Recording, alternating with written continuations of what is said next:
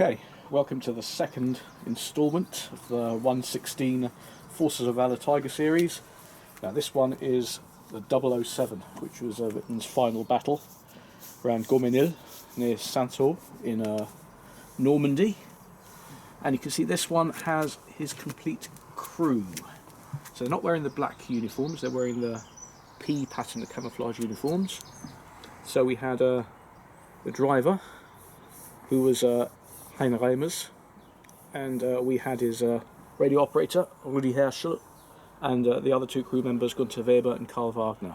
And of course Wittmann there in the familiar pose, made famous by the propaganda photographs of May 1944, prior to Fils Bocage of course, so before he became really famous. So this one comes with the same set of accessories. It doesn't come with the barrels and all that jiggery pokery, but as this is the command tank, see here it comes with a special aerial on there, you can see. It's quite difficult on the green background.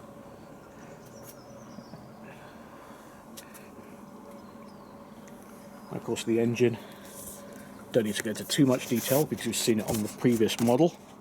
Let me just open the box, see the engine there.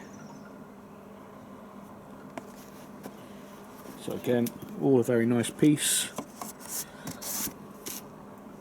Comes with the usual documentation. We'll do the documentation first because then we can dispatch with the crew to show you a bit more of the vehicle. So that's the pack in which it comes. That's the instruction booklet. Here, again, how to put it all together. Complete with the poster, of course. That one there displaying 007, which is the command vehicle.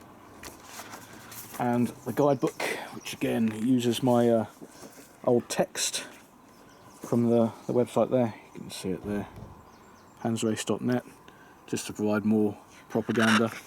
Worse than Signal, I guess. So that's all of that lot here. So let's remove the crew. Let's have a quick one last look at them. You can see here while I'm taking a photograph of the others on there with his Leica. So let's remove him from there. Let's remove these three fellas from here. And that's where we have the famous propaganda photograph. Of course, for that photograph, he wasn't sitting on top of 007 at that time.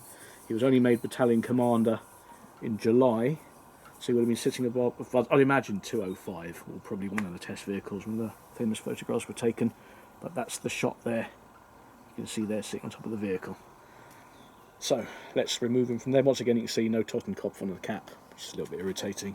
But then again, you have to understand these days you can't get away with that kind of stuff. It can't be 100% accurate.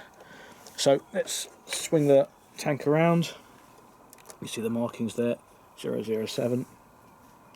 And this one, they've got it right this time. There's the one tactical marking on the right hand side, which was the battalion commander's tank, the Leibstandarte. Crossed keys, the key of course the symbolic of Sepp Dietrich, divisional commander. So let's give you a look around the back. See the exhausts and the mud flaps at the back. Again, the same fittings as before. All the metal fittings slotted on previously. The engine will go into the slot at the back here. Just open the lid. There you go.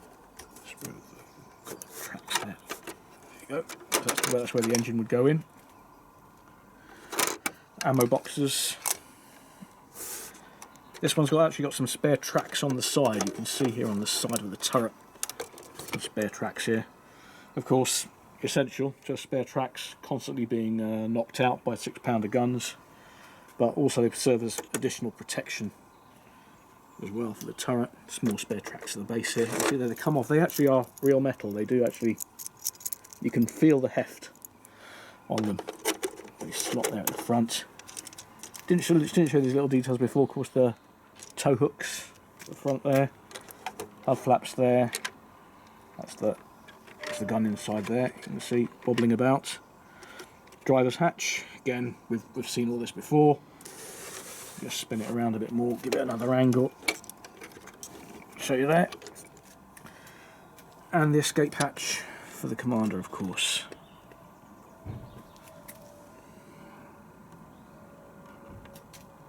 Get a good view inside. Of course, we've got our other hatches here. One there. And the one on this side. And of course the captain's hatch there. Commander's cupola hatch. There you can actually see inside. You can see now where the driver sits. See there, the little wheel there, where the commander sits in there. Let's swing that shut. So, there you go, there you have it. That's 007, the final battle tank. That's 2 Wittmann related Tigers actually in this series. There are a number of other tanks in this series, including there's a Jochen Piper Tiger 2. There's another Wehrmacht Tiger 1, I believe, and they also released a Sherman this year. But, or was it last year? I can't remember. Anyway, these are the only 2 I'm really interested in. Of course, they probably cost about £400 to £500 each. Both of these were given free to me. What better than that? The publicity by having your writing all over the little manuals, and they give you the tank as well. Can't be better than that. So there you go. That's the second one in the series. Again, hope you enjoyed it. No cat this time to give us additional entertainment at the front at the beginning of the piece, but there you go. Thank you very much again.